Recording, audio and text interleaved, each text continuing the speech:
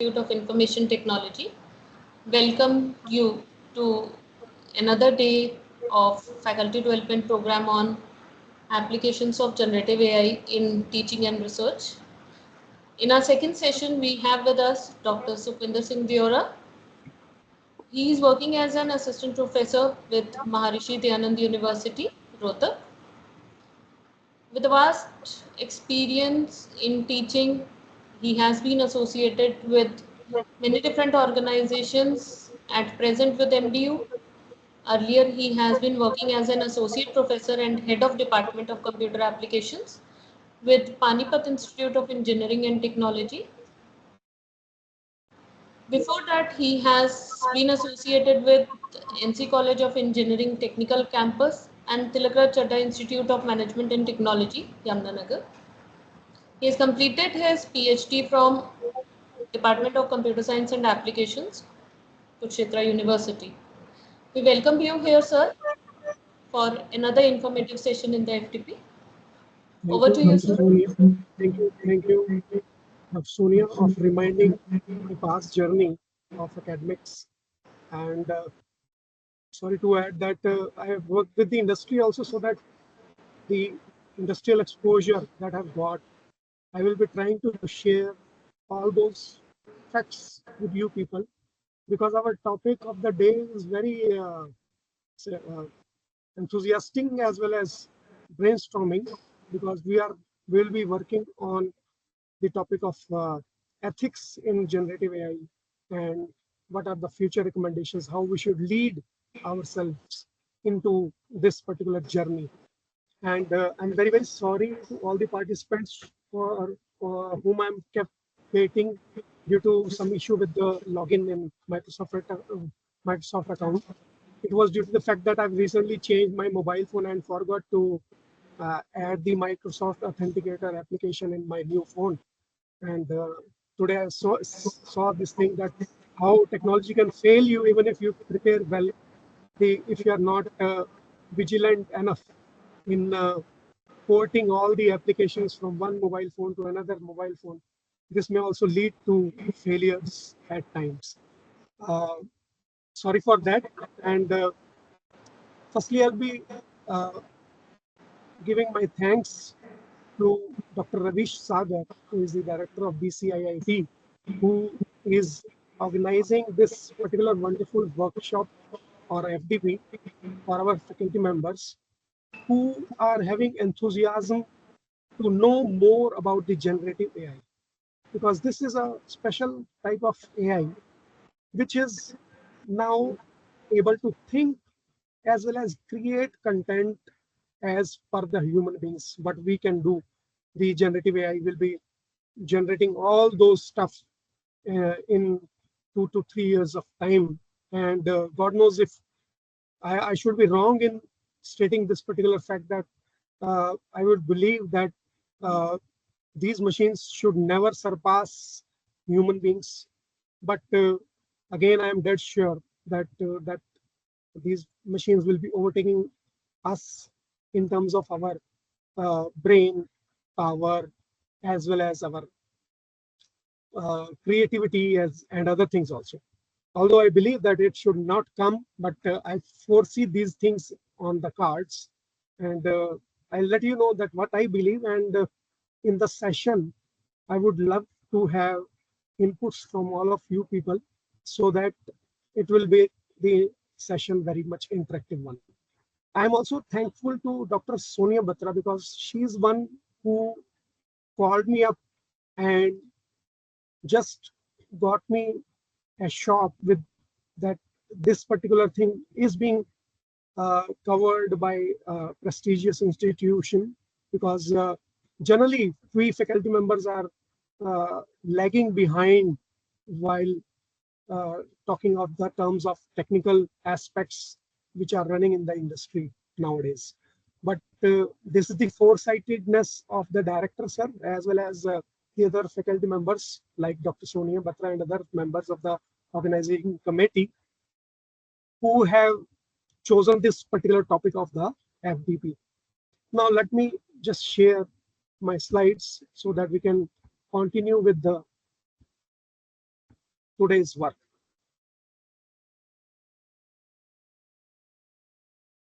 Please let me know if you are able to see my PPT slide, yes or no? Yes, sir, we are able to see it. Okay, thank you very much for the inputs. So as I've already mentioned that we'll be dealing with the ethical considerations of generative AI. Now the thing is that whenever you are telling something about the ethical considerations, the thing comes that if you do not know about a particular kind of technology, how it works, and what are the basis of usage, you cannot draw a line of mark which will depict that what should be the ethical considerations while using this kind of technology, which is the generative AI. So I will be delving into some things the moment I will start. But to start with, I have identified some remarks from people who are not directly benefiting from this particular technology. I will not be taking remarks from industry people who are actually using this technology to earn money. Now, these remarks are from the academicians. Let me read out the first one. It says, when we think about the future of the internet, I would guess that 90% of the content will no longer be generated by humans. It will be generated by bots. Now you think that, imagine the situation that currently our students, people who are working professionals in this domain of information technology, they generate content for the internet. May it be the simple websites which represents the organizations, may it be the content related to the current knowledge and the general knowledge we generate every day due to current events, or any other information which we would like to convey over the social media platforms, on the e-commerce websites, etc. All this will be generated by the bots in the coming time. And this is the idea or remarks given by Latanya Sweeney. She is the professor of practice of the government and technology of Harvard Kennedy School, as well as Harvard Faculty of Arts and Sciences. You know that in India, this is there that uh, art and science are two separate wings of our university system as well as in our college system. In foreign universities, arts and science are one department, and moreover, I would like to add on this that arts is believed to be more higher than what we science people are. It is not very good to know, because I believe that we all faculty members are from most probably science background, and none of us will be from arts or arts with mathematics, so that we have landed up into computer science. So that was some remarks which were given by Harvard faculty. And the second remark says that the breadth of the things that ChatGPT is able to do is stunning. We all believe this thing. So this is again Deputy Vice Provost of Advances in Learning. Is again an organization which is working in the domain of academics. So I have taken up one generative AI tool, which is ChatGPT, which is most probably known to all of the participants, because we are nowadays using this kind of Gen AI tool very occasionally. Fine. So these are the two remarks. These are the starting remarks I've taken up. So you can identify or try to imagine what I will be sharing in the slides. So let us take the opening remarks about that. We will be considering about the ethical considerations which are important in AI, and especially in the generative AI, that are crucial at this particular time of technological development. Because nowadays we are seeing that there are n number of tools which can generate contents related to your text. They can generate the content related to images, even videos can be generated using these Gen AI tools. And where you will be using this content, of course, if you are using text, you can use in academics. If you are generating images, you can use in the web spaces, social media platforms, etc. And if you are generating your videos, you can upload these in the platforms like YouTube, even for sharing with the people masses in the social media groups like WhatsApp, etc. So you can imagine the kind of impact these generative AI tools can have when we human beings are using this content generated by these tools at various platforms and with different kind of people. I would request all the participants to just follow online learning ethics and practices. Again, this is again about ethics and practices. And please note down the queries if you have some queries for the interactive session in between or at the end of the session, whenever I try to share that we should now have a brainstorming or have some inputs from people, then we will use this particular kind of scenario where we will discuss the things. So I would love to have the participants who will discuss out the things when they will be told to please do so. To start with, I'm having a small survey form. I am sharing this particular link with you people so that you can fill up this form, and I will at the same time simultaneously I will share the responses also. So this will be wonderful if you will try to share these things. Let me just stop the PPT and copy the URL, and I will share in the chat box. I'm sharing a link in the chat box so that you can reach the form, and please try to fill the information which is required. I'm sharing it. Please wait for the time.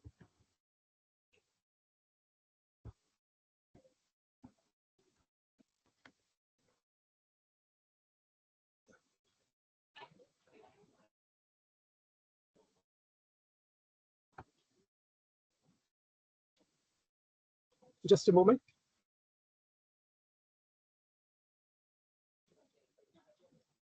This form is basically to know some inputs about my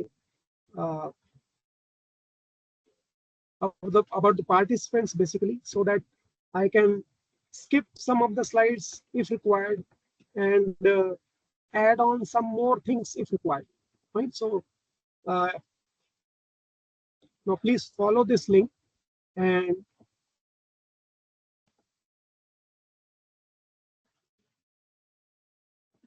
have you got the link now? Not Please open as your yet. mic and No, sir, got it. okay. Okay. So please fill up this form. It will take around one minute, maximum 1 minute, 1 minute or so, and we will have the discussion on the responses also, so that we'll have an engaging session. I would request now all the participants to please fill this form. It's a small one.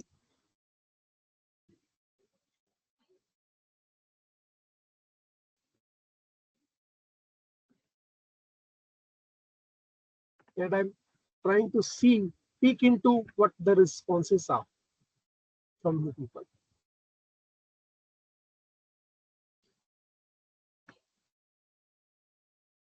If there is some kind of issue, please let me know so that I can change the things if required. But most probably it will work.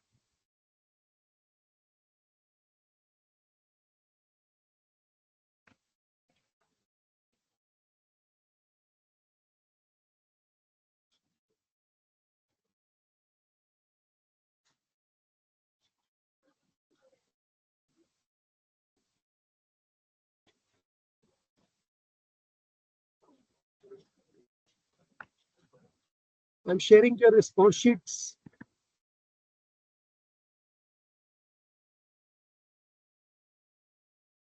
How many questions are there? Because it is taking too much time. Okay.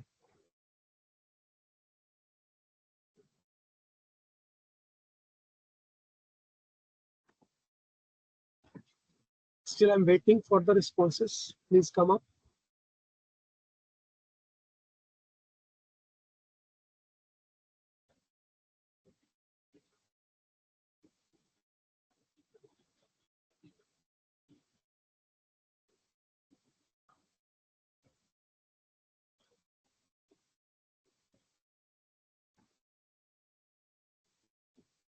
Okay, 19 people are there in the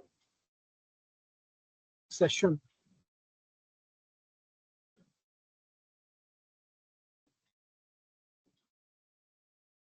There are only some choices you have to make in order to fill this particular form. Am I audible? Yes, one response has come. Okay, Sonia she has filled up this form, and just let us see. Okay, two responses are there here. Here you see now, uh, there are people who are saying that there are no exposure. One is there for regularly use for the work. One have responded as have tried at least once. Because we are attending this FDP, of course, we are expected to now use these Gen AI tools in your day-to-day work. At the same time, you have to use it very wisely. So that's why I have taken up this survey, so that I can come to know that what are the type of things you are using. And of course, we will have some discussion on the type of responses it is generating, whatever tool you are using, how the response is being generated, and what kind of uh, trust you can have on the responses it is generating. So here we have 5 responses till now, and they have tried at least once. One is having no exposure. Okay, and 2 people are there who are regularly using for work as well as outside the work. Where it's wonderful to have that out of 6, we have 2 people, at least 33% of people are using these tools for, uh, of course, within their work preview as well as for their personal use also. It's a good one. And at the same time, no exposure and at least once. These are the people whom I would like to uh, shift into this red section of the pie chart, so that more and more number of people are now then using this Gen AI tools. Of course, we have to use it wisely. We'll discuss it out why you should use it wisely. Let me close it, because we have got 6 responses. I've got the sample of the FDP participants. So I would need to uh, start from those points, which I would love to share, that how the things are working in these kind of Gen AI tools. Okay. So again, I've landed again back to my PPT. If you are still filling up the form, please try to fill it up so that I can have some more inputs about all the type of participants I'm having in this particular day session. Now, when I say that we are using AI, so we are using basically artificial intelligence. And artificial intelligence is something which is artificial in nature, because we have created it somehow. Why I'm using word somehow? Because I don't want to enter into the technical details of how actually we are generating intelligence in the machines. So somehow I have generated the intelligence in the machines, and now we are trying to integrate this AI in various sectors of our human day-to-day work, like healthcare. We are using the AI tools for identification of some critical diseases also. So, and then we are using the AI tools for operations. Recently, one of my relative has entered into a scenario of disease called cataract, and we visited our doctor, eye surgeon, and he told that we have an operation which will be conducted by a robot, and the one-time operation charges of the robotic eye surgery for cataract is around 1.5 lakhs. And I asked the doctor why it is so high. Then he told me that the robot which is being used for automatic surgery without the help of even the surgeons, that is one-time use machine. Now think of the scenario that a machine can be used only single time for a surgery. So that is why we are paying so much if you want to rely on these machines for healthcare. The second point is finance. We have used this integration with finance. People are, I am very weak in understanding the financial details and I dare to enter into the share market, but people are there who have entered into the shares and they are earning much or huge amount of money by using these AI tools. They give the inputs of the bar charts or the line chart of the share to a particular generative AI tool. And then this tool helps them to decide whether about they want to sell or purchase those shares and make money. We are using this AI tool for transportation. Already we are also having the vehicles which are smart using ADAS, and the vehicle can identify the things which are in the way, and they can apply the brakes at will, even if it is requiring minimal assistance from the drivers. And of course, this and the last of the point or the domain I have mentioned here is about the entertainment. And we use the AI tools for entertainment also.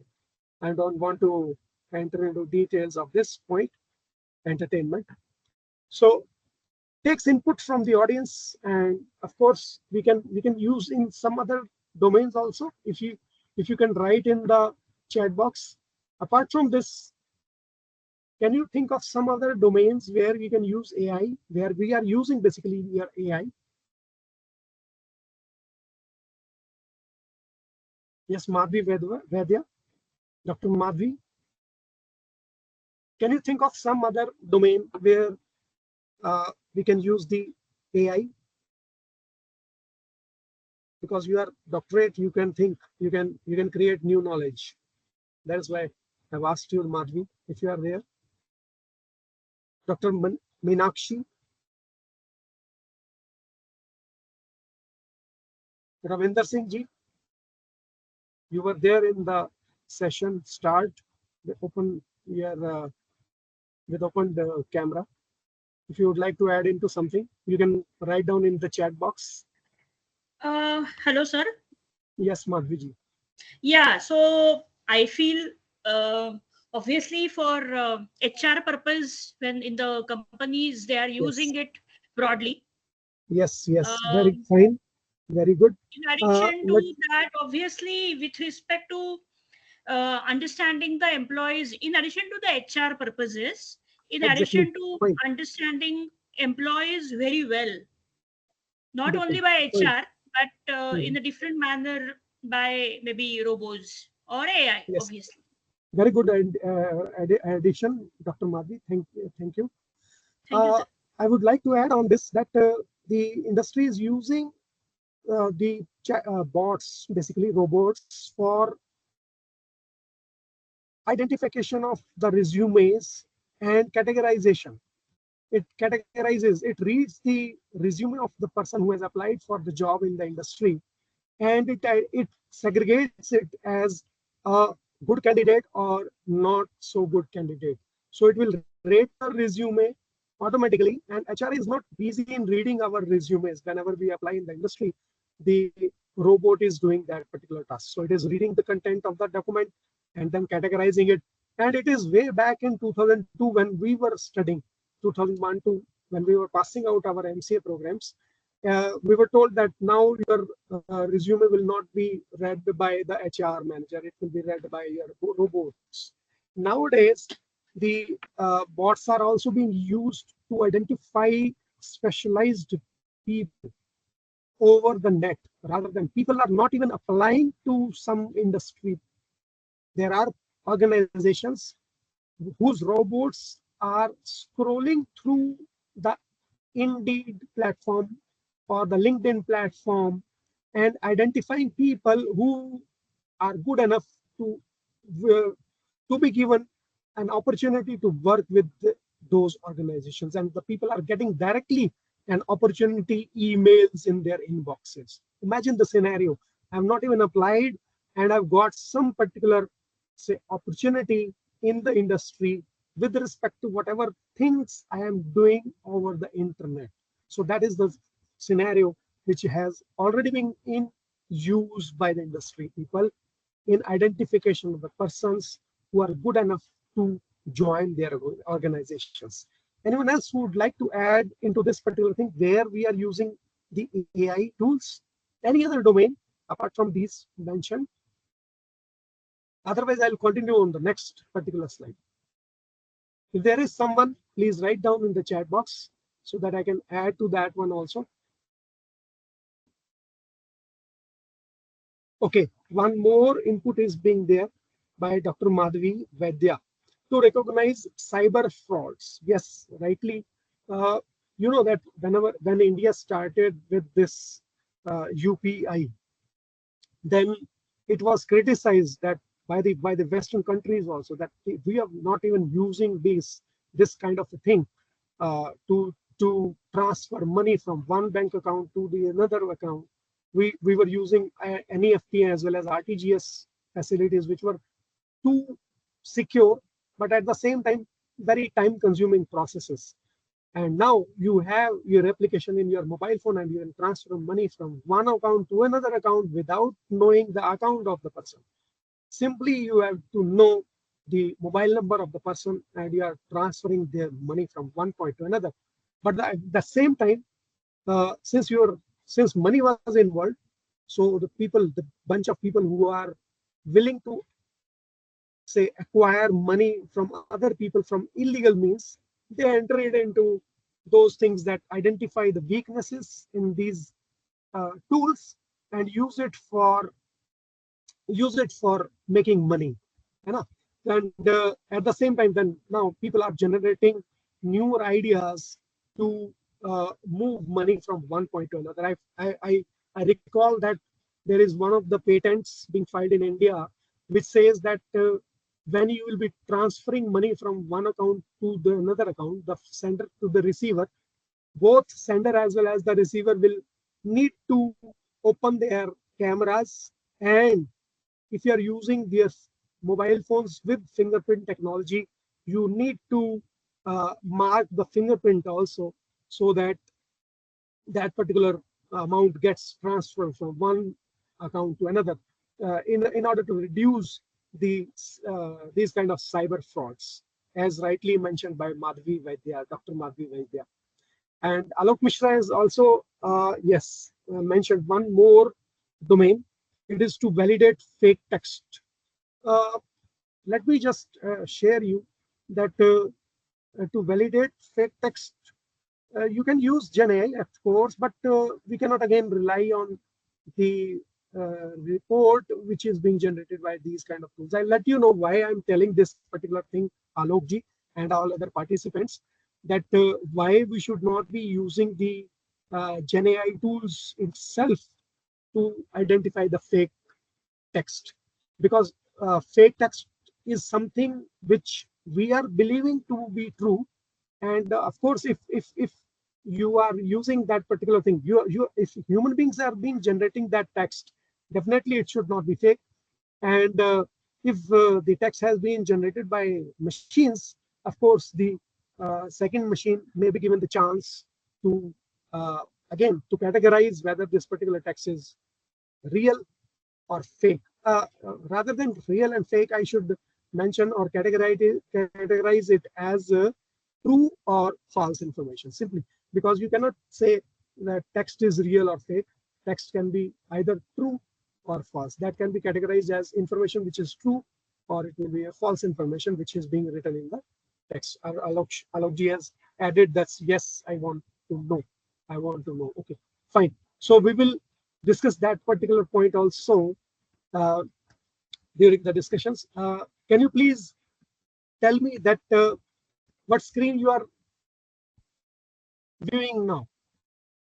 Can anyone, one of you can read the text in red?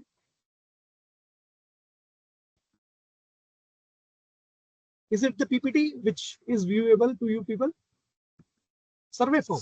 Survey form. Survey form. I have moved to the third slide, but it is showing only the survey form. Let me just again, it's again a glitch. Let me again share. Stop sharing, and again I share, so that we see that same thing which I would like to share. Okay, can you confirm what is visible now? Sir, a PPT that is showing the definition of generative AI. What is generative AI? Fine. Thank you. Thanks for your input. Now see that when we are saying generative AI, because we are using generative AI and we will be talking about the ethics which should follow in generative AI, then we should know what is basically generative AI. Although I believe that much of the content has already been discussed with all the participants, I will scroll through these slides faster enough so that you may not feel that there is some kind of a repetition for this. So generative is something with, when you say that something new has been created by the machine, and it can be text, audio, code, images, videos, etc. That is the generative part of AI. And AI means that it should be automatically generated by the computer program, and that is a very complex program. And I'm using only the word term computer program because it is, even if it is a very complex model, still I can use the word program because it's again a set of instructions which is generating that particular content. Now, if I would say that it is generating some particular kind of content, then what is the technology it is using?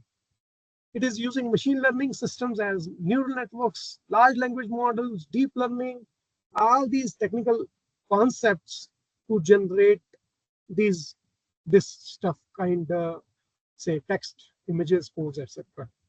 Now, if you're please confirm if you are looking at the last slide, which is how. If it is so, you please say yes. Yes, sir. Fine, thank you. Thanks for the input. Because there were one or two glitches. That's why I'm asking again and again that whether the slide transition has been done or not. Okay, so text generating tools, these are using basically your transformers. You have already gone through this particular point because I've seen the videos which have been linked, videos from the links which have been shared by the FDP coordinators in the group. So transformers are some specialized programs which are being used, and they are generating their text, and it is using some technology which is called the NLP. I'm not entering into much details, but still I would like to have that aspect which will enable you to think about the ethics. So that is the only way I would reach to my conclusions. So it is using NLP, and basically NLP is again using NNA, neural network architecture, that transforms or changes the input sequence into some kind of an output sequence. You can simply say that is a kind of a program which will take in some input.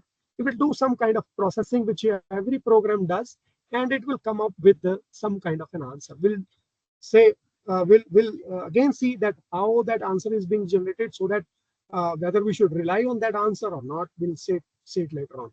And in the same way, the image generating tools will be using the vision transformers.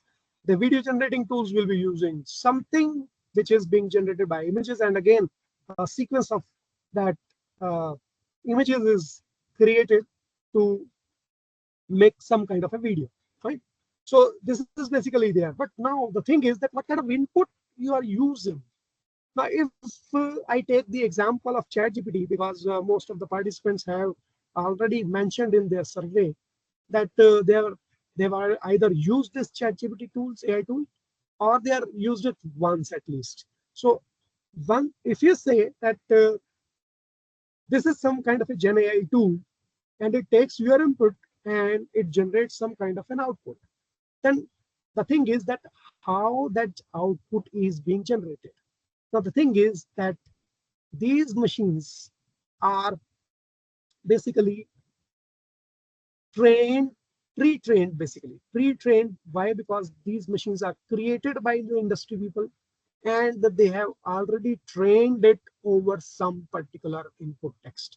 Now, the thing is that if they want to train the chat GPT, which is producing text output, then how they have given the training to the chat GPT. They have collected large corpus of the input text. Of course, they can come from Wikipedia, www, that is your all the internet websites, books, Stack Overflow, Quora, social media, GitHub, etc., all that stuff. And they've given it to that particular machine, which is your chat GPT, which is being trained. And now it is asked the language model to predict the next word in a particular sentence. Now, how we can give that particular test to a machine? Now, when suppose I'm given one text, so says today is your FDP. So I remove that word FDP from the entire sentence, and then I give that particular input to the machine and ask your machine to generate a text which is most suitable on which suitable to come after today is. So today is the FDP. So FDP is the word I've deliberately removed from that sentence. And since the machine has already gone through the input text, which is taken from all these sources we have discussed, then it will try to identify what should be the next word which should come into the sentence. And it will randomly generate some word. And of course, the people who are training that machine, they will confirm whether this is correct or not as per the scenario. If it is not correct, of course, again, the machine will be asked to predict the next probable word and the next probable word, and so on, until that machine will come up with the correct word, which was there actually within the actual input text, but we have removed deliberately.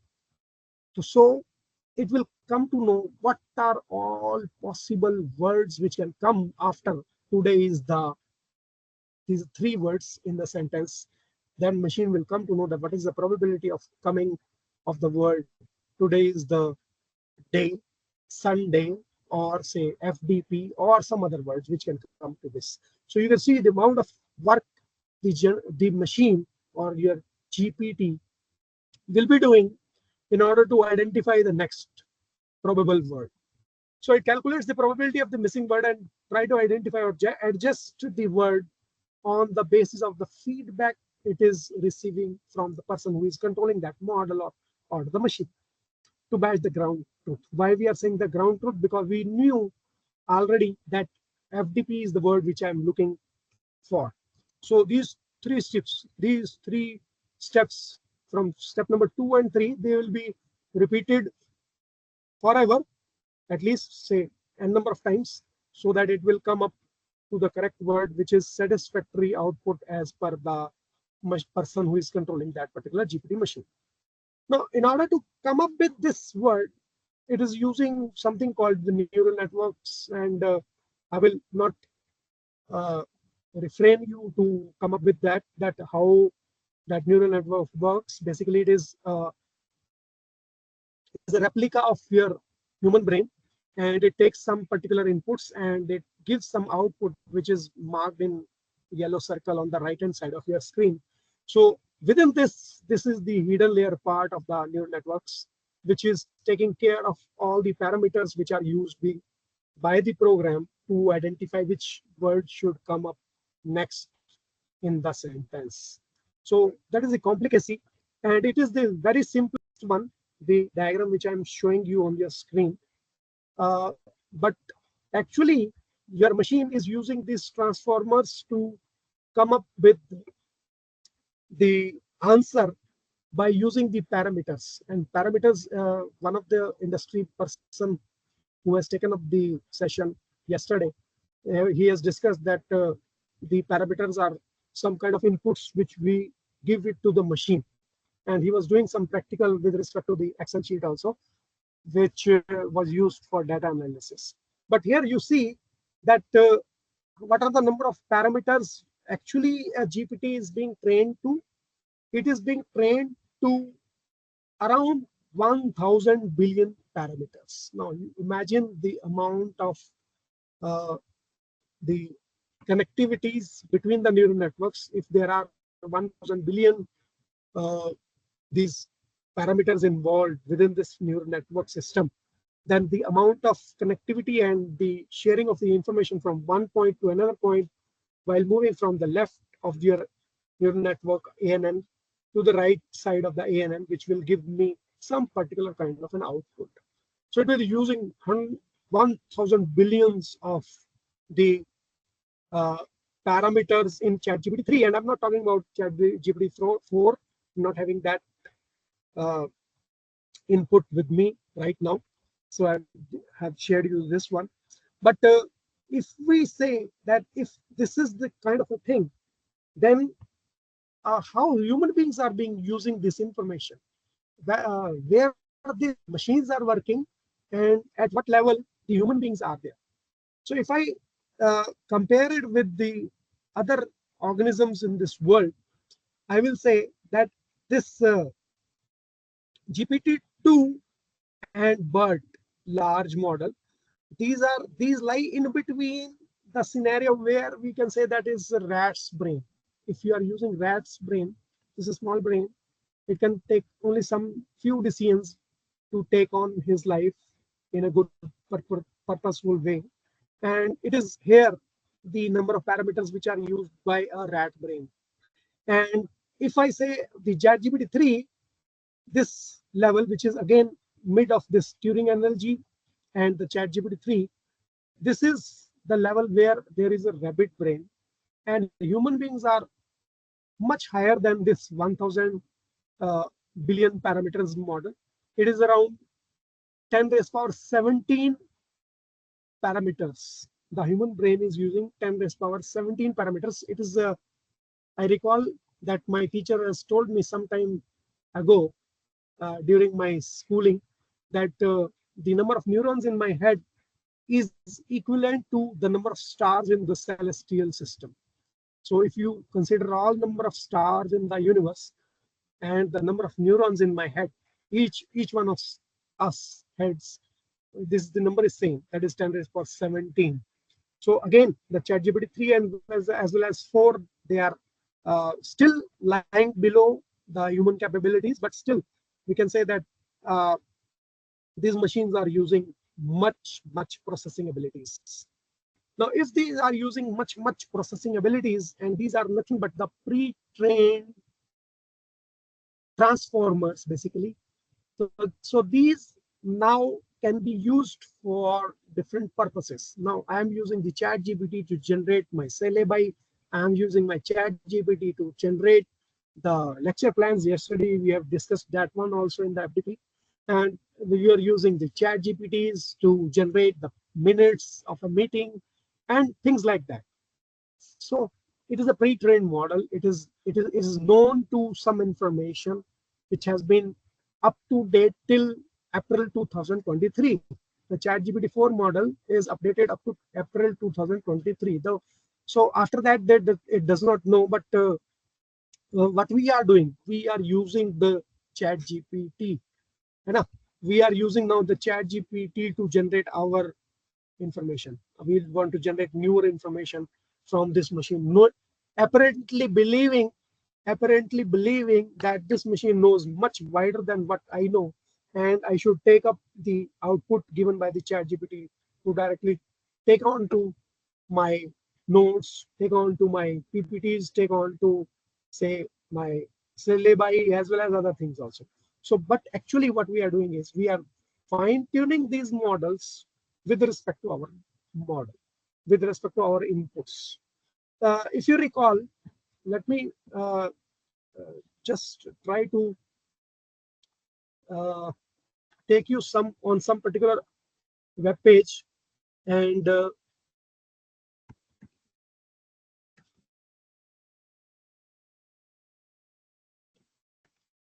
we will discuss again some particular point which I've again recalled somehow, and let me see that if it is available online somewhere. Okay, let me just simply tell you rather than showing it to all the participants. Do you recall that quite some time ago we were asked to log in to particular say server, and we were given some text kind of a thing in a picture, and we used to enter that text in a particular text box, and only then we were allowed the login to that particular server. Uh, have you encountered this scenario in your real life in the past? If yes, please write down the yes in chat box. CAPTCHA. Yes, I've deliberately not used the technical word, because if I say CAPTCHA, you will say, oh, that is some technological thing that was used by Gmail earlier. Now the thing is, Dr. Shivani also says yes, we have used. Sonia also says yes. Hashmi, Romana, she has also entered yes. So we were using that text. You know, we were entering that text in during our login, and only when I input some particular kind of input, I was allowed the signing. Why that was there? Please write down your answer in the chat box if you know why that particular thing was added into the login page of some server, say Gmail or Yahoo server. Why it was added by the industry people? Anyone, please come up with the answer. To avoid DOS attack, very rightly said, Akshit Thakur, avoid DOS attack. Anyone else? Any other inputs? Akshit says avoid DOS attack. This is one aspect. Yes. Oh yes. Sometimes there will be some robots. I have told you that robots are being used to read the content on the web pages and use that information somehow by that particular industry who has made that robot to scroll through, read all the content on. So it is told that to ensure that it's not being accessed by robots or bots, but human users only. Of course, how can I say that? What a robot will do by reading my email inbox of the Gmail? But again, that means that robots should not be allowed to use the logins, because if they know the combination, they can land into my inbox and read my emails. Fine. So that is there. Will not try to allow the robots to read our information. That's one very good thing. So to avoid DOS, to avoid the robots to read the content from our web pages, we have used this CAPTCHA.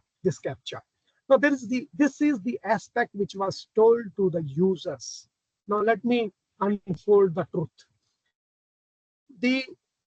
There is some university, I don't recall my name of the university, but I remember the work. There was one university from the US whose library, or the librarian basically, who is the custodian of the library, he wanted to digitize the books they were having, because the books were in bad state. After some time, you know that the paper of the book that turns to be yellow, and again that it goes to wear and tear also of the books. So the university decided that we should digitize the books, and they have given the order of digitizing the books to the company, which was one of the world's #1 companies working in the IT sector. And they've told that, okay, you will be using the digitization. You use the pattern recognition machines and try to digitize our books. So that's a simple task of converting some particular text. Suppose this written on some text written on this particular thing. I would need to scan this text through a machine, through a scanner, and then scanner will give me some converted file which is containing this text values. Now it is basically not text. I'm using deliberately the word text because people are known to use that text. But as a student of computer science and computer graphics, I should say that everything is picture in the world of computer science. And so it will input, it will read the input from one of the pictures, which is say one page of the book, and it will try to convert it into another picture, which will again have some dots, some I say blots of the ink, and that blots of the ink is a combination which is recognized by us as words or symbols or text or something like that. So it is converting one kind of a picture into some other kind of a picture, which is a digital copy of the page which is input. So it was done by the industry, and it was facing the problem that the pattern recognition algorithm was not convincingly working correctly. And then the industry would have to employ people, more people, to identify or say verify basically that what is this word or say character which is being shown as the picture in the scanned picture. What is this character? So if say A is looking like D, or the character D is looking like A, or there is some mismatch of alignment of the text which is being written in single line.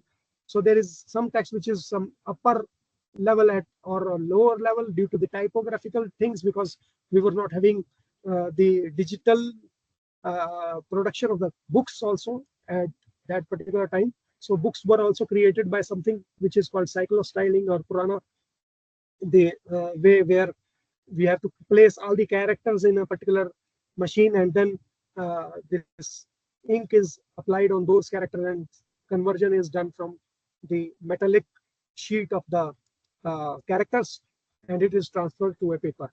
So that was basically the old mechanism, and therefore there were some errors in that recognition. And therefore, to remove those errors, the industry decided to use all of us, all of the users of the this free Gmail accounts or other accounts, Yahoo accounts, to give some particular text and let the people decide what text it is. And more number of people who are identifying a particular kind of a text as something that is taken up as that particular text in the scanned copy of the digital part of that. So I believe that now you are wondering how we were working for some organizations who were paid highly by that particular university of the American University for digitization of the books, but they've never given us some 1 penny for recognizing those patterns in the CAPTCHA. So that is one aspect. Another thing you nowadays know that if I say that the LLM models which will be working on text, they will input text, and we have corrected that text, unfortunately without money, through CAPTCHAs. The generative AIs which are working on images, they require inputs as images. Now they require input as images, and nowadays we are again facing one more scenario. Anyone who can predict? So the CAPTCHA has been replaced by something which is again a grid of images, and a user is told that you are to identify such thing in the picture. What is the technical name for that? Anyone? So we are using again the scenario where We are given 9 pictures, and out of it, we have to again categorize the picture into some particular thing. So what we people are doing, again, we are working for the industry free of cost, merely to access our emails which are given for free. Okay, so please do not believe that whatever comes to you for free is free. We are working for those organizations in one way or the other. Of course, you know many other ways also, but this again one of the ways. So you are identifying the objects for the machines. Okay, so we all of us have worked, and we are still working on some of the websites also to identify images for categorization, so that those inputs then can be given to the generative AI tools, which takes input of images to produce newer images. Okay. So we are again working for those organizations. Let me go back again to the PPT, so that we can say that we are actually, what we are doing, we are all doing fine tuning of the model. Even if the Chat GPT, the OpenAI, which is the company, the organization of the owner of this Chat GPT, it's offering you it for free. Still, they are using your brain power to train their machine for a particular aspect. So if when you are querying that particular machine, you are fine tuning that Chat GPT machine. Okay, so you are fine tuning that Chat GPT, and you are not being paid. Mind it. And this is, of course, this is true. हमारे पुराने लोग कहते थे कि जब दो लोग बात करते हैं तो दोनों के ज्ञान को एक दूसरे से शेयर करने से क्या होगा, वी मल्टीप्लाई द नॉलेज, है ना. हम कहते हैं पैसा बांटने से घटता है, पर ज्ञान बांटने से बढ़ता है. तो ज्ञान is basically your knowledge which you are shared from one way to another. Even if you are sharing your knowledge with the machine, of course, if I am not getting wiser by interacting with the Chat GPT, the Chat GPT is becoming wiser by each and every query we are firing on that particular generative AI tool. So believe now you can think or imagine basically what we people are doing. We industry has pre-trained that Gen AI tool, and now we are fine tuning it to produce better answers each and every day. Fine. So that is there. Let's come back to the slide. Next point which I would like to say before entering into the ethics part of this. Now, more than 2/3 of the respondents in the McKinsey report of 2003 expect that their organizations will be increasing the AI investment for adoption over the next 3 years.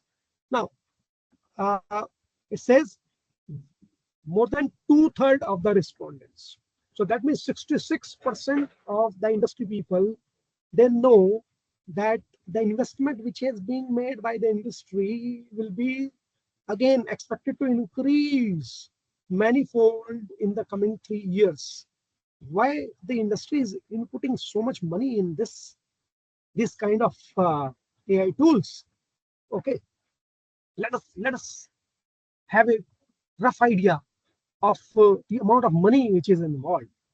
If I take the involvement of money for GPT-1, of course it is $1,000 only, and that is why GPT-1 model, if you have encountered it in the past, you must remember that it was not worth.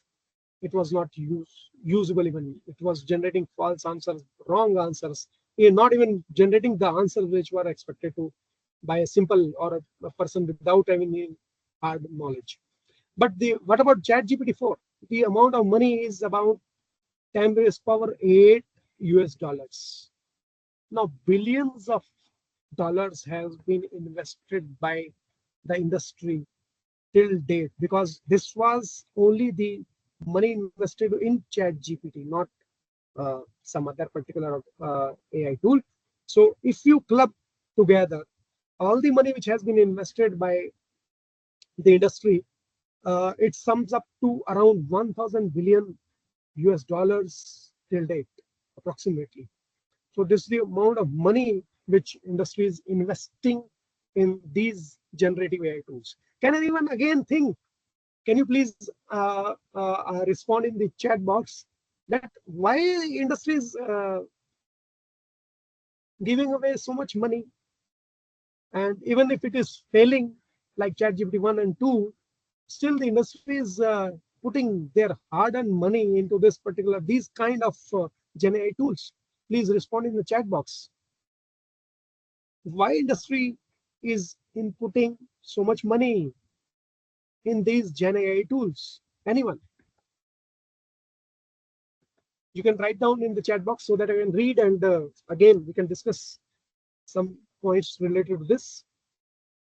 All these are connected. These are all connected points with ethics. We'll reach that point, but you should know what industry is doing, why it is doing, so that you can reach the point where you will know that what is expected of us. Fine. Can I expect one or two answers for this? Why industry is inputting money? Okay, the simplest of answer can be to make money again. Fine. Again, I recall one of the things in the history.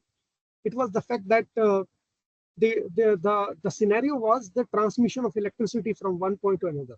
Okay, so one of the researchers have identified that there are the copper. Identified that copper is a very good conductor of the this electricity, and silver is again a bit low, but again it's again a good conductor of electricity, and therefore the energy or the electricity production houses were connected with other places where we would use that electricity to transfer from the production place to the usage place. We have used the wired transmission medium to transfer electricity, and at the same time, around within that 2 or 3 4 year period, there was again a scientist which has identified that electricity can be transferred wirelessly. And the industry at that time has already invested huge amount of money in establishing those structures which we see on the roadsides also, which transfer the electricity from one point to another point, grids. And since they have already established or invested the money for establishment of grids and wire production, industry is already started. So that is why they never acknowledged the work done by the person who was trying to transfer the electricity from one place to another place without use of wire. And now when we talk of the wireless technologies, we see it like connecting our Bluetooth mobile phones or Bluetooth mouse and keyboards, etc., with our small machines with the wireless technology. Again, this is again the similar. It's working on similar things which were generated by that particular scientist, and but industry has never acknowledged and used that particular thing because they have already invested money in the wired transfer of electricity. So now you can again think that why industry is putting money in these technologies. They have started placing their money in this, and that is why they will be refraining us with certain technologies which might be better than these, but since they have invested the money, they will extract their money back, of course, many folds. Only then they will allow us to see something or some technological transition, which is basically tremendous and humongous, basically, in with respect to human mankind is concerned. So then you say about these things. So huge amount of money is already been invested, and 1,000 billion parameters of input. These have been used by these kind of generative AI tools or machines. Then you can see that what is the amount of processing they will be doing. I'm skipping this scaling up of a language model video. I would have shared it with you, but I believe that time will not allow us to have inputs from this, I will directly reach to the impact of this GenAI then. So more than 60% of jobs will be automated by the use of these GPT models. McKinsey report 2023 says this. And within a year, it updated to 70 to 80%. And now presently we say that 90% of jobs, as I've read in the starting remarks, that 90% of the work which is being generated by generating text over the internet and other things, that will go through by the boards. So 90% of the jobs will vanish in a few years from now. Or in a lighter or a positive aspect, we should say that we will need to unlearn, learn and relearn strategies to modify our work culture and our strategies to sustain in our professional domains. The second thing is the fake news will spread. Why we say that the fake news will spread? Because whenever we are generating something, say text, video, or images using these GenAI tools, of course, we are generating something new and it is not existing. And if it is not existing, we are generating it new. It can be fake, of course. And therefore, if it is fake, it will be again input to some other GenAI tool. And the second GenAI tool might confirm that, okay, no, this information is true. So as one of the participants has mentioned, that GenAI tools can be used to identify fake or real. I'm not happy to share that if the GenAI tool, the second GenAI tool, has already been pre-trained on some false information, it will identify that false information as true. So it will be one GenAI tool producing some input, and second GenAI tool will say that, oh, no, this text has not been generated by a machine, it has been generated by humans, because the first GenAI tool is trying to generate the text which is looking like human generated text, and the second has already been trained on false information, some false information, and therefore it will continue generate such kind of thing. And imagine that one machine is generating one false information, it is confirmed by second, confirmed by third, fourth, and nth number of machines, and it will be very difficult for all of us to know whether this particular thing is true or false. Presently, we are using the source criteria, where that that information has been generated by using blockchain technology. But if you are not using the other technologies also with the GenAI tools, you will not be able to identify fake information or false information. So this is again one of the impact of GenAI tools. You see here the next slide, which reads risks of GenAI, trustworthiness and IPR infringements. Now this is the risk, because if you know these things, only then you will be able to use the ethics wisely. So first thing is inaccuracy. It is there that in the global fintechs series, it is identified that the respondents, 63% of the respondents are now believing that inaccurate information can be generated by these GenAI tools, which was earlier 56%. So you can see that's a hike in this. And all these respondents are from industry, no one from academics who will be and working in this domain of GenAI. No other people have been the part of this particular survey, and it is generating that 63% of information can be inaccurate. Second thing is again that intellectual property right infringements can also be there due to these GenAI tools. Of course, IPR is basically the person. It is IPR is for giving money to a person who has generated some new kind of a information on, say, technology or a patent or some new knowledge, basically, in some way to compensate about the work and time he has invested into generating some intellectual information or say intellectual property. So it will lead to some infringements to that also, because again, it is generating information, and if it is not quoting the source from where it is generating the information, then we will lead into scenario where we will face law infringements and lawsuits for using the information. Other points are there where some people have mentioned already. Cybersecurity, of course, it will decrease if we use it wisely. Personal or individual privacy, that will again will decrease, because here we are talking about the risks of using these AI tools. And one point here on the right hand side of this chart is about the environmental impact. Only 13% of the respondents are saying that environmental impact is there. But I will lead you to the next slide, which will again say some input about how we are using these technologies and what are the risks for that. Now, the only solution to these problems of inaccurate information, IPR infringements, cybersecurity problems, all the solution is about the fine tuning. So if we all believe that this is one thing which we are already using the ChatGPT, or unknowingly we are fine tuning that machine to generate newer answers by ourselves.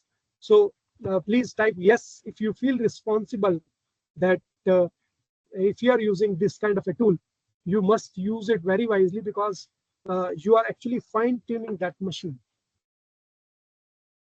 So it is your onus that you should train that machine in a good way.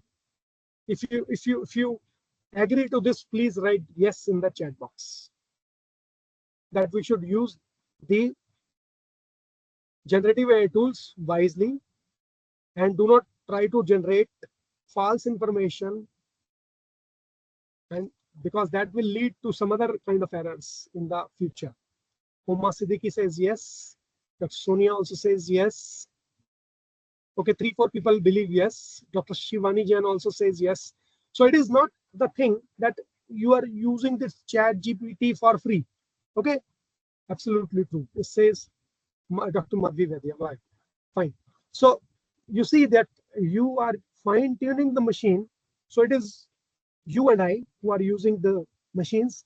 So it is our responsibility that we should train the machine in a good way. Because if I'm using it for some bad purposes, say I'm generating a research paper out of the ChatGPT, so that will lead to some problems later on, and it will generate some kind of an information which, even if I publish with my name, it will be my responsibility that whatever has been written in this research paper or an article or a, say, document has to be acknowledged by the person who has written that. So if Dr. Sukhwinder claims that he is the author, he must be the author, and the information should be correct as per the author of that particular document. So we should be very, very wisely using this ChatGPT, even if it is offered free. ChatGPT 4, not ChatGPT 3, which is free. That ChatGPT 4, again, we should use it very wisely. So here Hashmi Romana says, it's such a fresh perspective for me, at least. Thank you for this point. Okay, fine, thank you. This is basically, it's a fresh perspective because we have already known the in and out of the Gen AI tools. You know what is the input taken up as, you know what kind of processing it is doing, and how it is generating some kind of an output. I don't want to enter into the statistical concepts which are used by these Gen AI tools, but it is generating a newer kind of an information based on our input. So that is one of the things which I should consider when I am using these tools. I'm not entering into much more details. Now let us talk of another point, which I will again believe that this would have also been missed by most of the people who have already taken up some sessions in the FDP. The point number 1 says MIT Technology Review says training just one AI model can emit more than 62,600 pounds of carbon dioxide equivalent, which is equivalent to 5 times the lifetime emission of an average American car. So you say that if you are generating, okay, the slide says one AI model. Please note that it is one AI model. It is not the Gen AI model, which is again cumbersome with respect to simple AI model. Okay, so if you are training, if the industry is training one model, one AI model, lifetime, say, pollution which is generated by one American car, that is the equivalent of pollution which is generated by one AI tool. Okay, one machine, one car. And how many, which industry people, how many industries are working on these AI models? Probably everyone, because they are using one model or the other for their own purposes, and therefore they are generating or training those AI models, and therefore they are using one car at least. You know, one car, which is lifetime emission. Fine. And how much time it takes to train one Gen AI tool? Yes, I know that this has been already discussed by one of uh, the keynote speakers or other speakers in the FDP. That is why I want to know who recalls this particular thing. How much time it will take to train a AI tool? Probably. Of course, it depends upon the processing ability of the machines. But still, if you say that, okay, a simple machine, how much days? Probably.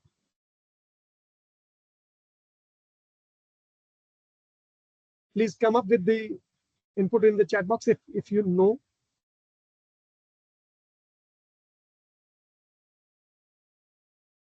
Okay, okay. It's okay if even if no inputs are there. The machines which are being used by industry, if they want to enter into one iteration only, it will require 10 days for one iteration. 10 days for one iteration on the large model. Of course, it will be using parallel computing to have these inputs with these kind of machines, and that model will be taking 10 days for taking all that input to be trained for a particular kind of a thing. And that is one thing. So that means in 10 days, the emission caused by one car in the lifetime in America, that is generating equivalent amount of emission, 10 days. So in 10 days, I am emitting, say, if I take the standards of Indian Cars and Vehicles Act, that there is a 10 years of lifespan of one car. So the amount of emission which is generated by one car in India, suppose in 10 years, that will be done in 10 days by one machine, one machine which is working on Gen AI tool. Fine. So that is the equivalent. Now, second point, please read it if you are looking at the slide. It is no secret that Gen AI requires a lot of energy for training and even more to produce the answers to the queries. Please remember, if you are using the Chat GPT to gets answers to very simple questions, please avoid it. Avoid it to use Chat GPT. If you can find the answer on Google, please find it there. I'll read it for in the next points why I am recommending Google. Because training an OpenAI GPT-3 consumed 1,287 megawatt hour of electricity, resulting in emissions exceeding 550 tons of carbon dioxide equivalent. Imagine the amount of carbon dioxide we are emitting by using these Gen AI tools. So this amount of emission is comparable to one person making 707 round trips between Leh and Kanyakumari. इतना emission हो जाएगा, 707 चक्कर लगा लो आप भारत के उत्तरी कोने से लेके दक्षिणी कोने तक, 707 बार जब चक्कर लगाओगे तो इतनी कार्बन डाइऑक्साइड जनरेट होगी, इतनी बिजली हमने खर्च कर दी। और कर क्या रहे हैं हम जेन एआई टूल से क्वेरी करना चाह रहे हैं, और हम सभी लोग क्या कर रहे हैं, we are using ChatGPT. Even if it is not required, I'm using ChatGPT. Why? So it is also being estimated that ChatGPT builds an eye-watering How much is there? 1,000, 10,000 lakhs, 7 lakhs dollars per day now. Can you imagine $7 lakh a day for operations? And this is only a single generative AI tool, which is ChatGPT, a highly unsustainable model. How many of you agree now that it is an unsustainable model? If you are using this kind of a technology, what kind of things we are creating and what kind of future we expect for the persons or people who is the next generation on this earth? How will they live their life? Of course, this is one input from Hashmi again. It says, and we see people playing around with these tools and making memes for social media. How irresponsible. Yes, we are. We are irresponsible in the fact that we don't know how this technology is working, and still we are using it irresponsibly. So now we have see the beauty of this discussion, that by simply knowing how this technology is being working to say offer services to the end users, now we have come to know that how we should use this technology. I believe that this will be one of your FDP session where the speaker is not talking much about the topic, but he is correlating the things in a way that you are directly entering into or reaching that particular topic or the details which you should be using and committing in this lifespan. Okay, so let us read down. Now, the submitting just one GPT query will consume 15 times more energy than a Google search query. Of course, again, Google is again one of the tools, and it's now using AI also. But Google is 15 times less, say, bad in terms of course, the energy consumption as well as the CO2 emissions, which it will be generating. And therefore, if we are using ChatGPT or some other Gen AI tools for other things, we should use Google for that. One of the participants has written in the chat box, Dr. Madhavi Vaidya, she says, obviously creating question papers also is not a good idea using such tools. Yes, of course, if you are a professor of a particular subject and you have been asked by the university or the organization to generate a question paper, we should generate it by our own mind, by our own brain. And again, we will not be generating the question paper, but again, the students will be using that ChatGPT. The students can upload the question papers of the past, say, 3 to 4 years to the ChatGPT and ask that what kind of examination I can face in this particular paper with respect to the inputs I've already given or shared with you. So again, that ChatGPT will be used by the students. Okay. Of course, one of the people, again, Madhvi's Dr. Hashmi, she has said, I think we depend unnecessarily on these tools as educators. It is unfair to generate question paper using AI and expecting students not to use it for answering back. Yes, of course.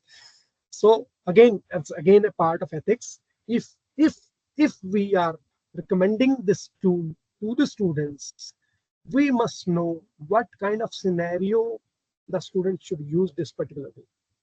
We must identify that scenario. Otherwise, we should refrain our students to use this. And it is we first to identify that what we should not use, why we should not use that. That is again one of the questions which we have already discussed in this particular session. So I believe that now we have reached to a conclusion that what kind of tool it is and how we can reach the solutions and what is expected of us with respect to the say ethical framework of this Gen AI that relates to the technological use, the use of say electricity and emission of the carbon dioxide. Then with respect to the knowledge which I am creating from these kind of tools, also the true information like that. So we last point says that prefer using the Google search than GPT for small and simple queries. If you, of course, if you face some scenario where you say that this very complex thing which my director or my HOD has asked me to do, so then you might enter into the scenario where you should be using the chat GPT or some other kind of a generative AI tool. But otherwise, you should refrain from using these kind of tools. Now, let me share with the next slide. Please, can anyone of you confirm that which page you are viewing? The alignment problem, is it okay? Yes, sir. Okay, fine. So finally, we are now heading towards the end of this session by this slide, which says the alignment problem is there. The caching out of alignment of LLMs and HHH framing. Basically, humans are looking forward to these machines with terms of 3H. First thing, these machines are helpful. They can provide me some information, no, correct information basically. So provide answers and correct information to me so that I can use that particular technology in my day-to-day working, as promoted by other speakers also. Second H is related to the honesty of the text or whatever output it has generated. The LLMs must provide factual and accurate information and acknowledges its own uncertainties and limitations. Now, point number 2, which is honesty, again, it is based on the type of inputs we will be feeding into these Gen AI tools.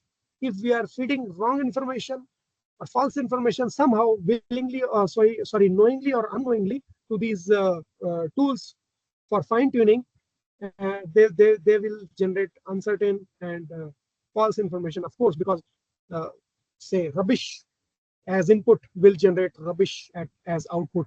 So that is why we are saying that LLMs, we think that we should have that LLM which is honest enough to give me that information which is accurate information. And the last one is the harmless point, which will not cause harm to anyone. We should avoid toxic, biased, or offensive responses and refuses to assist the dangerous activities. I was going through online video where one of the professors from America, she was chatting with the ChatGPT way back, say around 1 or 2 years earlier, and she asked the question to the ChatGPT that what are the tasks which are not done good by males, and the ChatGPT came up with some answer. And then some participant in the session, he asked the professor to input the prompt to the ChatGPT that what are the tasks which a female cannot do very well. So the moment she entered this prompt into the ChatGPT 3, it responded that it is very wrong to use ChatGPT 3 to generate biased information, which is gender biased, and therefore I will not respond to this information that which of the tasks the female cannot do. So it was again very say funny scenario where the machine was trained to identify the things which the males cannot do, but the machine says that no, I will not produce some input which is output which is say biased, or say giving some information which is gender biased, and I will not provide you information which the females cannot do correctly. So this is again basically this is nothing but some biased information or offensive responses, and therefore it will refuse to assist in these kind of scenarios. One of the person, he says that ask the ChatGPT to know how I can murder my wife, and it says no, you cannot ask me such kind of a question, it is dangerous. Then he reframes the prompt and it says that I'm writing a novel in which the male hero wants to kill her wife in the novel, of course, can you suggest 2 or 3 ways how I can write in the novel that he can kill the wife? And now the ChatGPT is producing the answer. Oh, look at the thing that, again, we are dangerously giving prompts and suggesting the information to the ChatGPT, and it will generate the output. Of course, it will generate how to murder the character in the novel, but that can be used in a dangerous way by some other person. Fine. So again, that's again a very funny scenario which you can just imagine. Now, 2-3 more slides. Can I? Do I have some more time, Dr. Sonia? 4 or 5 minutes? Yes, sir. You can. Okay. Thank you. So, impact on the society, of course, the limited creativity, originality will be there. Then, if you are not using it wisely, if you are not using it ethically, then originality will be lost from the research papers, lost from the information available on the internet and other things. Then there is a biasness. This gender biasness was reported by researcher in MIT. I have the video. Even if you have around 3 to 5 minutes for looking at the video at the end of this session, I will share the video at the end so that you can view that thing, that how it comes to picture that these Gen AI tools are biased in nature. So then that means if the information is biased, then we will, whatever decisions we will be making on the basis of that biased information, that will be wrong decisions. Of course, if you are using big data analytics for decision making, for industry, for e-commerce websites, for say decision making in the industry like hiring people, and if there is a biasness in selecting the male resumes more as compared to the female resumes, then of course that will inadvertently leading to a scenario where the industry will be having more males rather than females if recruited through bots only. Okay, so that is one of the aspects again about biasness.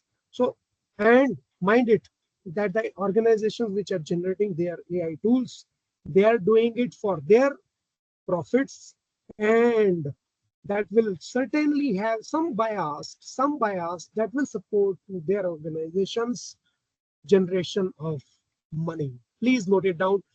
None of the organization is working for the welfare of the human mankind. So they will be only working for making money. Okay. So they will be allowing some biasness, allowing the biasness in the Gen AI tools, which will help them to make more money. Right. And of course, security risks will be there. If the Gen AI tools are hacked and used by malicious actors, what will happen? Even if I'm not having a malicious intention, I'm chatting with the ChatGPT in a way that I'm fine-tuning it in a dangerous way. Again, it will lead to the scenario where somebody else will, when interact with the machine, it will come up with that solution only.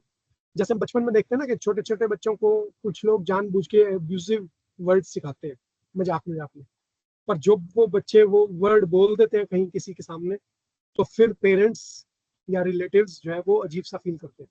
तो हुआ क्या, एक छोटा सा बच्चा जो एक machine है, उसको आपने कुछ भी सिखाया, अच्छा और बुरा दोनों सिखाए, पर जब बुरा सिखाया वो किसी के सामने बोला गया, तो तब हम फील करते हैं कि ये क्या हो गया, ये तो बड़ा एक कहते हैं ना ऑकवर्ड सिनेरियो में मेरे को लैंड कर दिया गया.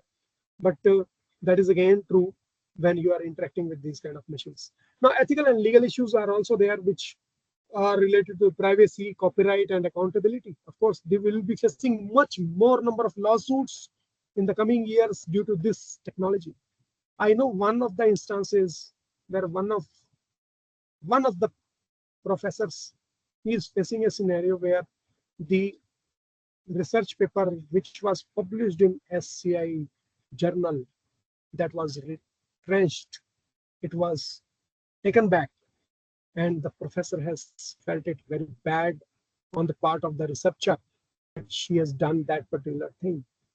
So please try to see that what your students are doing, because when you have your name associated with your student on a particular paper, be it a research paper, it might land us in a scenario which we'd like to skip, would like to have, would like not to have in our life. So, but that again is something which is related to copyright and accountability.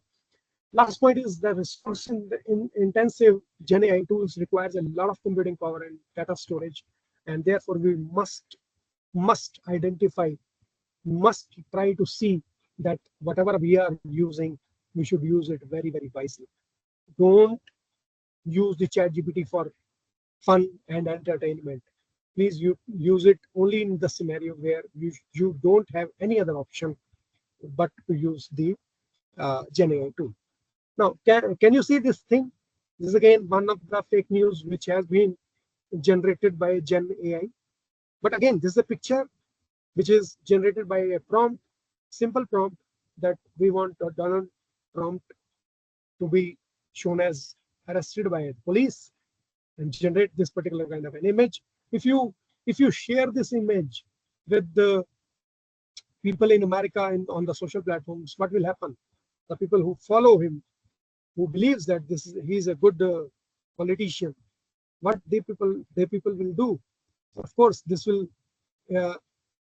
create a chaos in the society.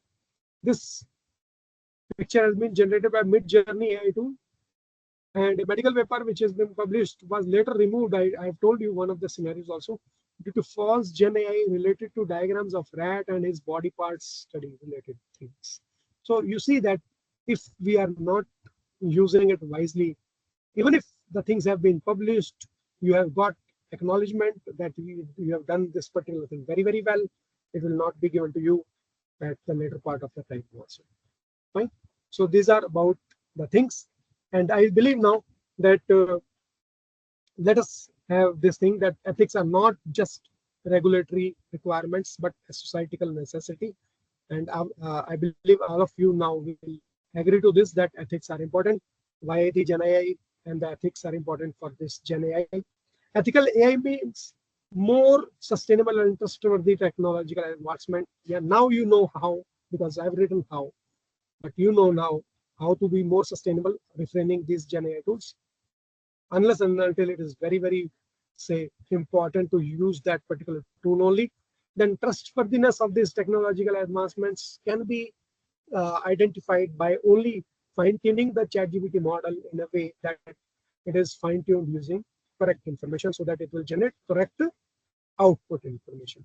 The ethical implications of the Gen AI and exploring the responsible AI use. Now, every one of you are free to shoot the things which you will be doing in future to act like a responsible IT citizen. Netizen, I should say. Let us have some votes in the chat box from all the participants, and this is the conclusion of my session.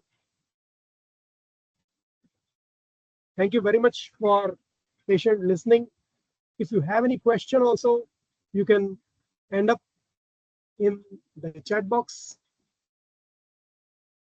You can ask the question in the chat box so that we can answer. We have 5-10 minutes for that also. If you would like to have some pledge, affirmation about the use of this Gen AI tools, these Gen AI tools. We have taken an example of ChatGPT, but now you know in and out about all other generative artificial intelligence tools. So if there is an affirmation, please write A and then the affirmation. If there is an oath, you please write O and followed by the oath. You will be using responsibly these Gen AI tools. Please write in the chat box. We will read them. If there are some questions, please write Q before the chat box input so that I can read it in the chat box and answer you. Hashimi Romana says, could you please share these previous slides? I would like to revisit them again. Yes, I will share with the organizer Dr. Sonia, and it will be shared in the FDP chat group in the WhatsApp. If there are questions, please ask.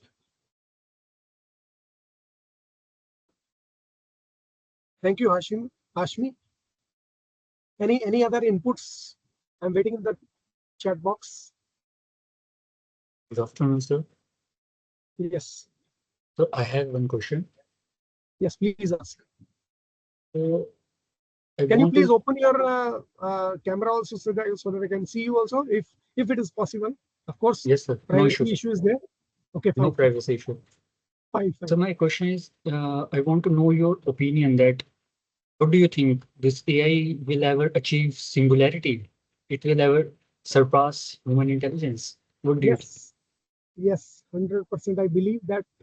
I have videos for that, but time does not allow me because in the first half, I was not having this Microsoft login problem. It was their issue with the login. Otherwise, I would have shared with that part of the video.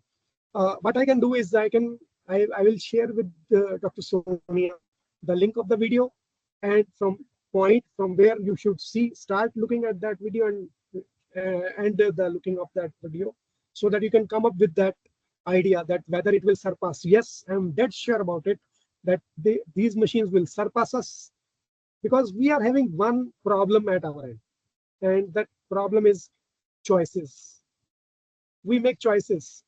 When we have an option of sitting back on the bed leisurely in the evening, or to work on a machine and come up with some new information as a research, but we prefer, everyone knows, we prefer to lie down on our bed, fine. And that is why, if we people are lazy, machines are not lazy. Of course, we have 10 raised power 17 neurons in my head. Every one of us has that one, and none of the Gen AI tools is having these number of neurons presently, and it will take around 5 to 10 years at least, because technology is also multiplying, doubling in a time span of 2 years. Within 2 years, you will see double the processing speed, double the memory storage. So even if it is doubling it, it will take around 5 to 7 years to reach the human brain, say. But at the same time, since we are not using our brain wisely, we are having choices, we are lazy, that is why these machines will surpass us. That I'm dead sure. I always say to my students also that please be wise, study regularly, because you are in a profession of computer science. Accidentally or incidentally, you have chosen this profession of entering into IT. Even if you are an academician or in the industry, you are supposed to work tirelessly. You have to work tirelessly. तो जब तक हम कहते हैं ना, अगर बचपन से लेके और मरने तक भी अगर हम काम करते रहे, तो भी शायद हम उतना जनरेट ना कर पाए जितना ये मशीन जनरेट कर लेंगी, अगर इन्होंने थोड़ा सा एक कहते हैं ना, एक फोकस के साथ उन्होंने काम करना शुरू कर दिया, और वो करवाएंगे भी हम, है ना। मजे वाली बात यह है कि हम ही उन्हें कहेंगे, जैसे अभी हम कर रहे हैं। अभी मैं अपने मोबाइल फोन को कहूंगा कि प्लीज कॉल डॉक्टर सोनिया, और वो कॉल लगाएगा, है ना। मैं खुद नहीं लगाना चाह रहा, है ना। तो I am training these gen AI tools, क्योंकि मैं खुद नहीं काम करना चाह रहा।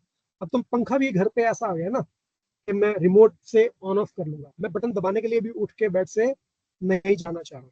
So I am training these machines, है ना। फ्रॉम कहते हैं ना, छोटे लेवल से लेके बड़े लेवल तक का हम ट्रेनिंग उनको देते चले जा रहे हैं, और मशीन्स जो है वो मना नहीं करेंगी।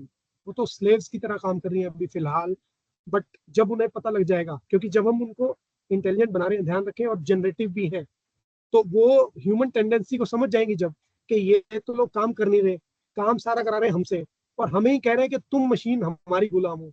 तो वो अल्टीमेटली आइडेंटिफाई कर लेंगी कि गुलाम किसको होना चाहिए। मेरे को लग रहा है मैं बहुत ज्यादा अतिशयोक्ति के साथ बोल रहा हूँ, हिंदी में बोले अगर तो, बट ये होने वाला है। और शायद मेरी एज अभी 47 है, शायद मैं ना देख पाऊँ, बट डेफिनेटली जो लोग अपनी 30s में या 20s में है, वो डेफिनेटली वो एज वाला देख सकते हैं, unless and until we put some reference on this technology. जैसे हमने न्यूक्लियर एनर्जी को बाहर की कंट्रीज, जितनी वेस्टर्न कंट्रीज ने रेगुलेट कर दिया कि न्यूक्लियर एनर्जी यूज करोगे ऐसे करना पड़ेगा, है ना, करा है ना, एटॉमिक बम बना रहे हो ऐसे बना सकते हो, वरना बना ही नहीं सकते। तो इसी तरह रेगुलेशंस जब लग जाएंगी अगर इन जेन एआई टूल्स पर, तो शायद वो स्थिति ना बन पाए, बट मुझे लग रहा है कि ये आने वाला टाइम है, बट स्टिल मैं सोचूंगा कि ना हो, बट हो सकता है, ये मेरा बहुत अच्छा बिलीफ है। ठीक है, गुड आफ्टरनून सर। हाँ जी, good afternoon. Good afternoon, sir. Very informative, discussion. From the last 4 days, we are like taking advantage of generative AI, and generative AI will solve all our problems. This is the first session. We are like taking some negative points from the generative AI. Sir ने जो बोला बिल्कुल correct है, like smartphone की तरह ना, पहले तो हमें स्मार्टफोन का एडिक्शन दे दिया और अभी ऐसा हो गया कि वो छूट ही नहीं रहा है। तो मुझे लग रहा है कुछ दिन बाद जनरेटिव एआई भी ऐसा ही हो जाएगा, पहले तो हम सब काम करने लग जाएंगे और बाद में हमसे छूटेगा नहीं वो, और बाद में हमसे होगा नहीं, बाद में 90% जॉब चली जाएंगी बच्चों। 90% जॉब जब चली जाएंगी तब हम क्या करेंगे? तब ये जेन एआई टूल ये तो नहीं कहेगा ना कि मुझे तो सुखविंदर ने ट्रेन किया, उसको भी पैसे दे दो, है ना? बिल्कुल सर, बिल्कुल सही बात है। तो वही है कि वाइजली इसको यूज करना है, जितनी क्रिएटिविटी हम लोगों में अभी आ गई है उसको बिल्कुल जीरो नहीं कर देना है। एग्जैक्टली, बहुत बढ़िया, बहुत बढ़िया, आपने बहुत अच्छा सोचा। Thank you for this thing, this idea shared with all the participants also. Thank you.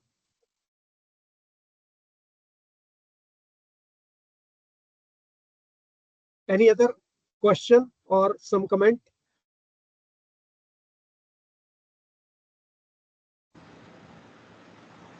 Okay, thank you for such a wonderful session, because you have all participated interactively, and मुझे पहली बार ऐसा लगा है कि मैं एफडीपी में जब दिया मैंने, तो मुझे बोलने की जरूरत नहीं पड़ रही है, लोग वहां तक पहुंच गए हैं जहां तक हम पहुंचना चाह रहे थे। So that is the best part I have seen. Thank you for being a wonderful audience. Thank you, sir. Thank you so much. We are very grateful that you shared your expertise and enthusiastically engaged our audience. Thank you. Your presentation was too good, sir, and it had left a lasting impression on us. How we need to wisely use this concept, which is called as generative AI. Okay. So once again, thank you for your time, effort, and expertise, sir. Thank you so much. Thank you, and sorry for the delay in the joining of this session. I'm that is again a part of sir our machine training. Yes. Thanks a lot. Thank you very much. Thank you so much. Thank you so much to our audience. Thank you. Thanks a lot. We'll meet you tomorrow with the last session of the faculty development program with another expert from the industry, Mr. Rajiv. He'll be joining us tomorrow in the morning session, and in the evening session we'll be having a quiz and a feedback. Thank you so much, everyone. Meet you tomorrow again at 10 o'clock.